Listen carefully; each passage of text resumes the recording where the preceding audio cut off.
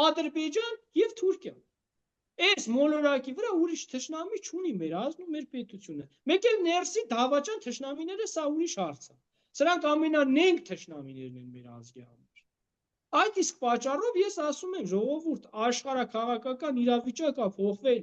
Մենք պետք է ընտրություն կատարենք, որ բլոկի հետ ենք ճամփեն անցնում։ Դրված այս հարցը կոնկրետ Հայաստանի առաջ։ Չինաստան, Ռուսաստան, Պարսկաստան, այս բլոկն ենք ընտրում, թե Թուրքիա, Ադրբեջան, Ֆրանսիա,